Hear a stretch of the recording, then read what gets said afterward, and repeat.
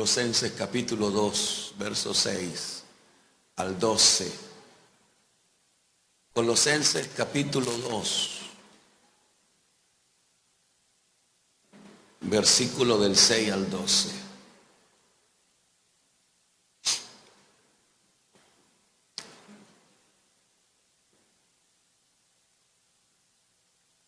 En este día,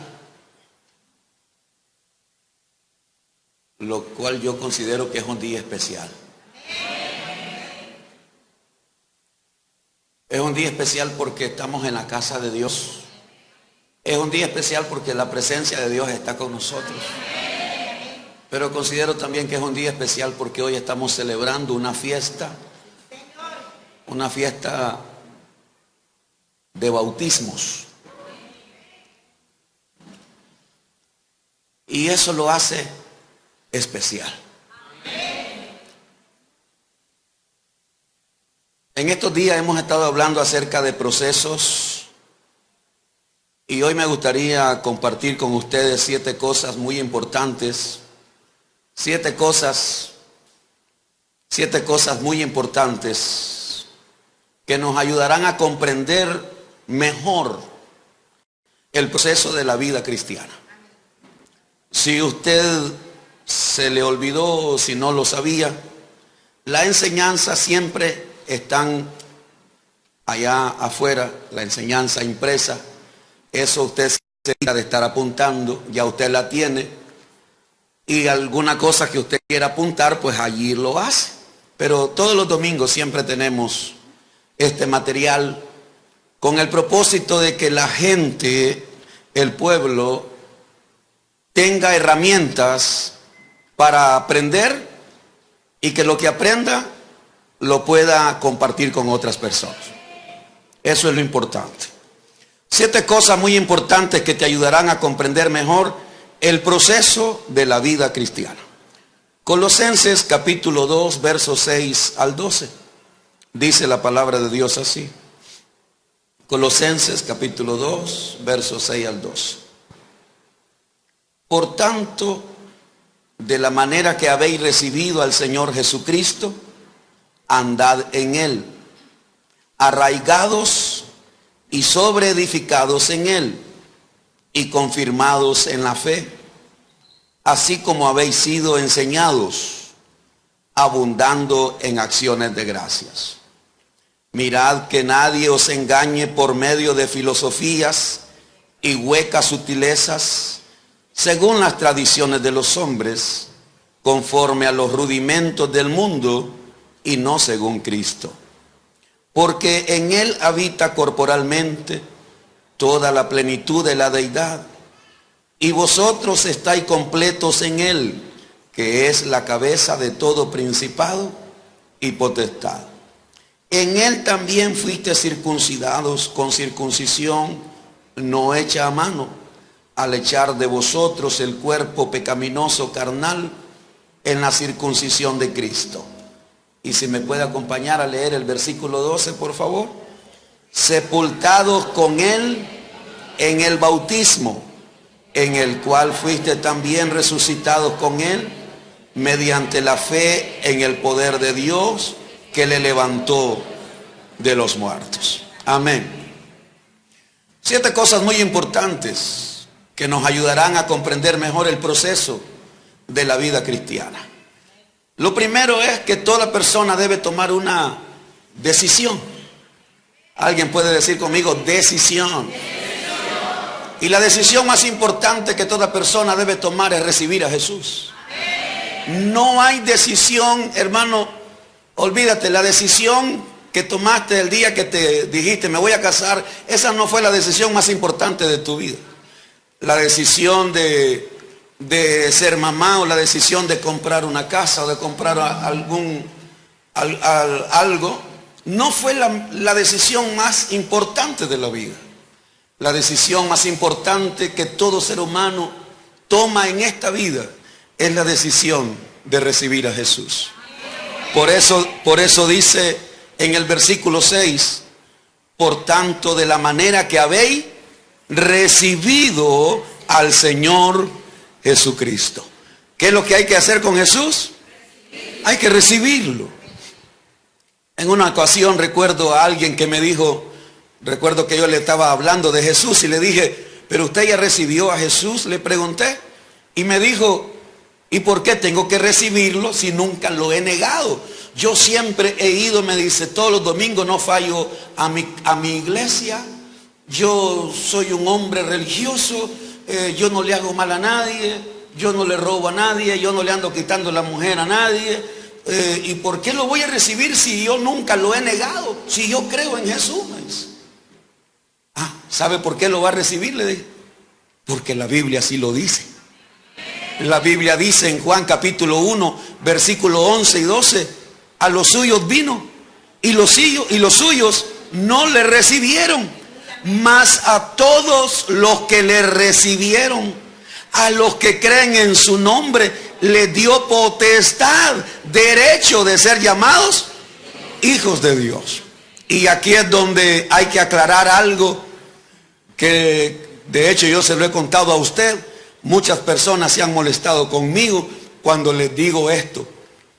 Para ser un hijo de Dios, necesitas recibir a Jesús. Y hay personas que se han molestado conmigo diciéndome, ¿pero qué es lo que usted me está diciendo? Si todos somos hijos de Dios, todos, me dicen. No, le digo. Eso es lo que a usted le han enseñado, pero la Biblia no me dice eso. La Biblia me dice que todos somos criaturas de Dios. Somos creados por Dios. Somos hechos a la imagen y semejanza de Dios. ¿Verdad? Sí. Venimos, todos descendemos de Adán, de Eva. Correcto. Somos creados. Pero para ser hijos de Dios, ¿qué necesitamos? Recibir a Jesús. Por eso Juan 1:12 dice, mas a todos los que le recibieron, a los que creen en su nombre, les dio potestad, derecho de ser llamados hijos de Dios. En primera de Juan capítulo 3, en primera carta de Juan capítulo 3 dice que el que practica el pecado es del diablo. Jesucristo le dijo a los fariseos, cuando los fariseos le dijeron, nuestro padre es Abraham y nosotros somos hijos de Dios.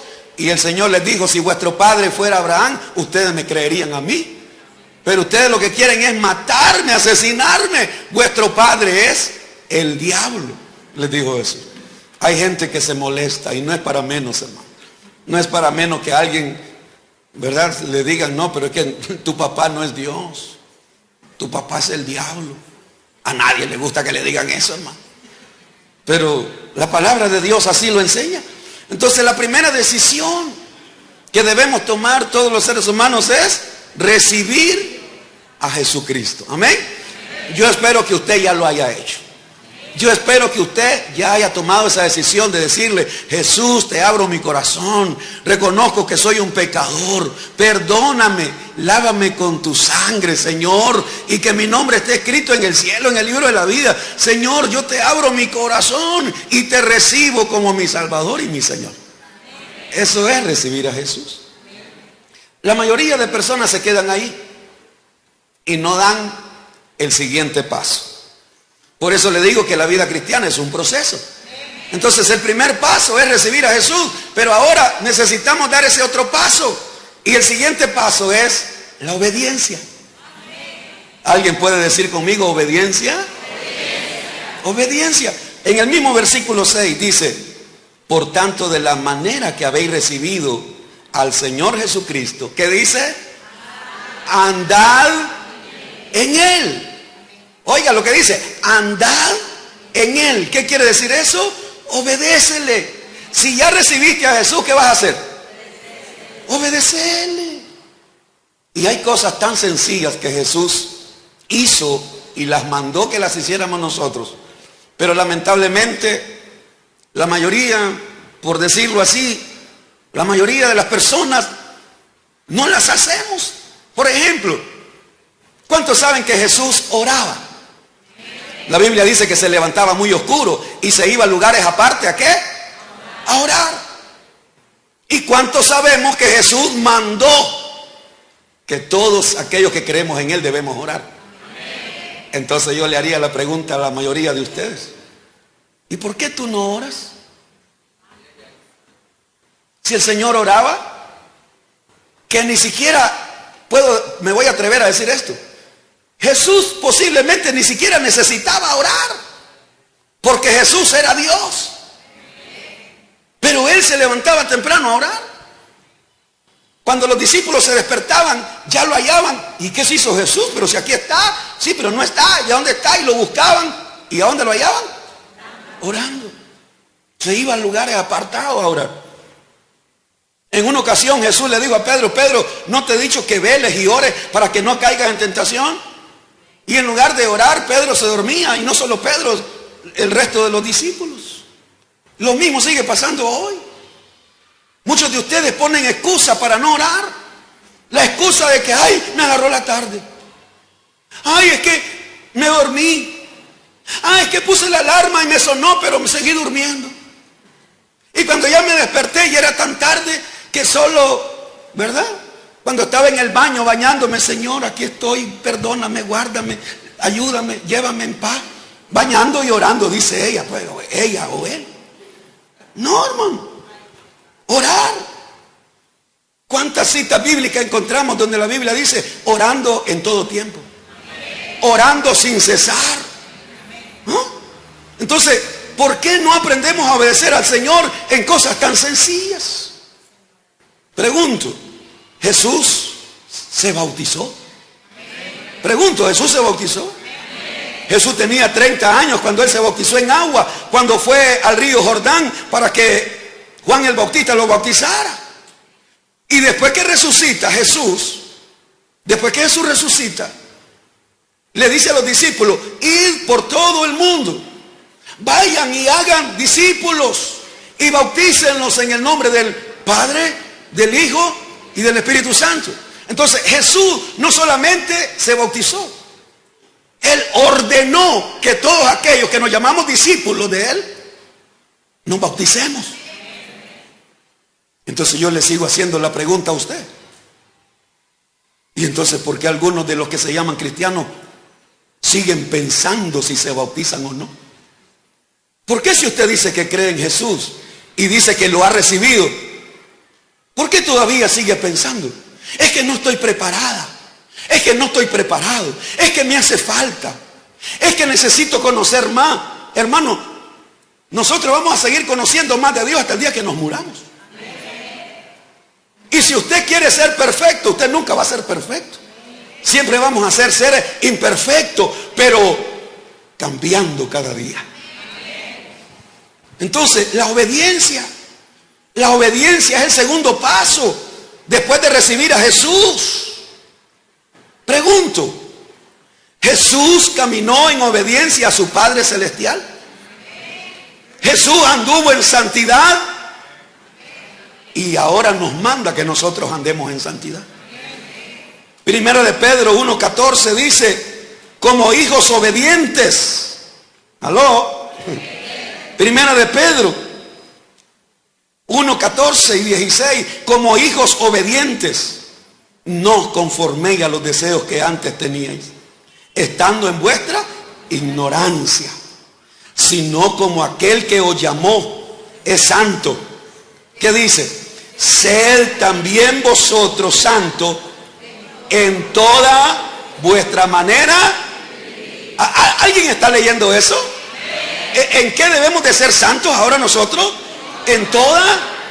Ahora, no confunda la santidad, no confunda esa palabra santidad con perfección. La gente cree que ser santo es ser perfecto. No, santo quiere decir apartado.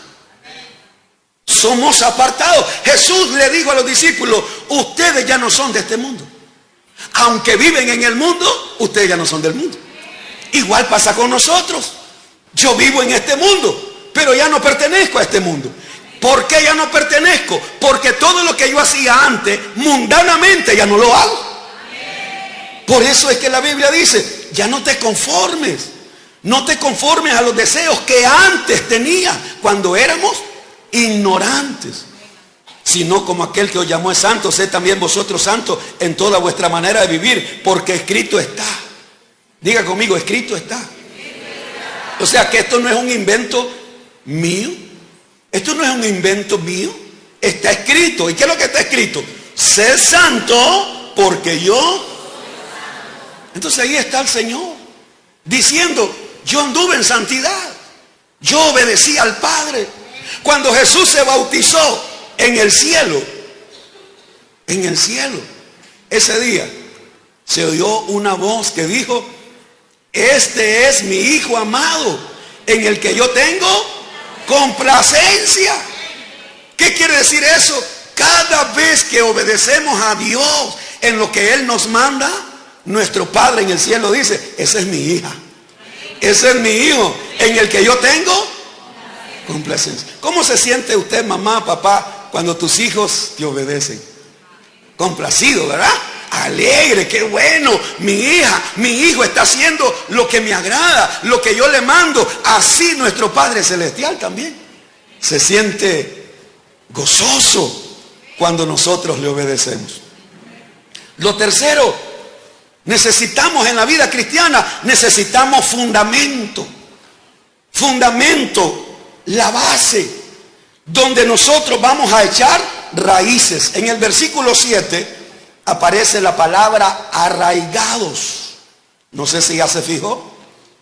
En el versículo 7 de Colosenses 2 aparece la palabra arraigados. ¿Qué es lo que quiere decir esto? Bueno, arraigado nos trae a la memoria la idea de una planta, de un árbol que echa raíces. Y las raíces se van profundizando, las raíces se van poniendo más gruesas. ¿Por qué? Porque esa planta se va poniendo más fuerte. Así debería ser la vida de un cristiano. No más débil. No, mire qué contradicción. Mire qué contradicción. Por favor, hermano, escúcheme. Mire qué contradicción.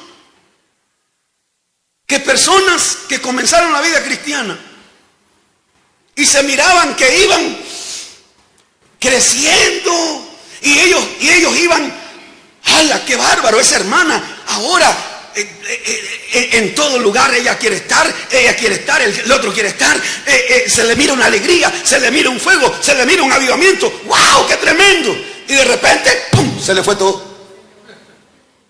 Se le fue. ¿Y ella a dónde se le fue el gozo, la alegría? ¿A dónde se le fue el fuego que tenía? ¿Sabe qué le hizo falta?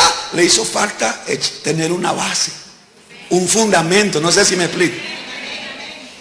Y ese es el problema con muchos cristianos. No tienen un fundamento. No tienen una base sólida en cuanto a la doctrina de Cristo, en cuanto a la fe cristiana. No tienen un fundamento bíblico porque se dejan llevar por cualquier cosa que oyen. Entonces falta un fundamento. Y si no hay un fundamento, tampoco va a haber crecimiento. Porque para crecer, primero hay que echar raíces, hermano. Para que un árbol pueda dar fruto, primero tuvo que echar raíces fuertes, crecer y luego producir. Pero ¿cuántos cristianos pasan 5 años, 10 años en la iglesia y todavía andan preguntando?